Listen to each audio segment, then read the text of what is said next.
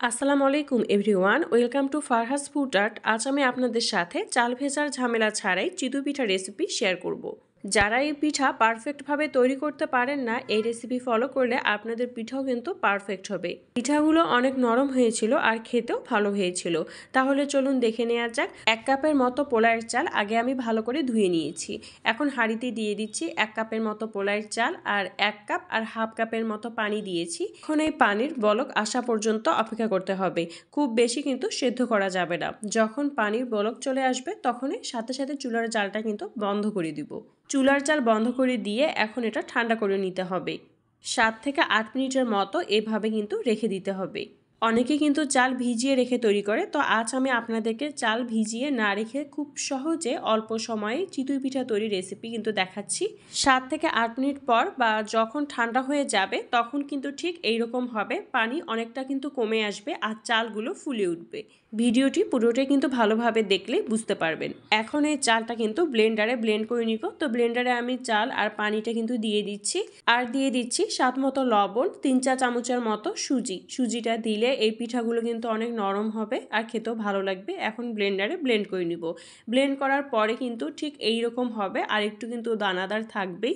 তো এই দানাদার কিন্তু থাকা যাবে না। এখন এই অবস্থায় আমি আবারও হাফ কাপেরও কম দিয়ে দিচ্ছি নর্মাল পানি, আর 6 ভাগের 1 ভাগ দিয়ে দিচ্ছি বেকিং পাউডার। বাড়িতে যদি ইনো থাকে বেকিং পাউডারের পরিবর্তে কিন্তু ইনো এখানে দিতে পারেন। আর বেকিং পাউডার কিন্তু খুব বেশি দেওয়া যাবে না, এখানে 6 ভাগের 1 ভাগ দিয়েছি। দেওয়ার পরে আবারও ভালো করে ব্লেন্ডারে ব্লেন্ড করে নিয়েছি। এখন ছাঁকনির মধ্যে কিন্তু ছেঁকে নিচ্ছি, কারণ চালের মধ্যে অনেক সময় দানা থাকতেও পারে, তাই একটু ছাঁকনি দিয়ে এইভাবে ছেঁকে নেবেন। ছেঁকে নেওয়ার পরেও আমি আবারও 7 থেকে 8 মিনিটের মতো এই ব্যাটারটাকে কিন্তু ফেটিয়ে নিয়েছি।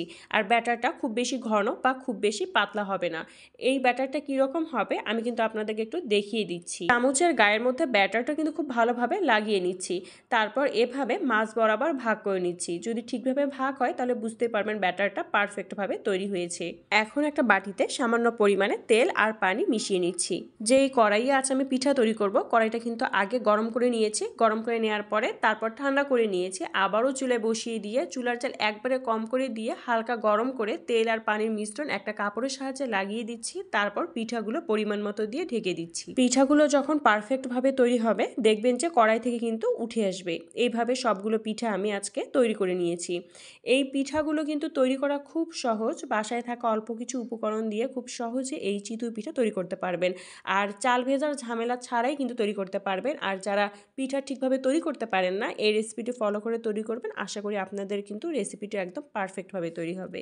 আপনারা চাইলে এই পিঠাগুলো কিন্তু দুধের মধ্যে ভিজিয়ে নিতে পারেন।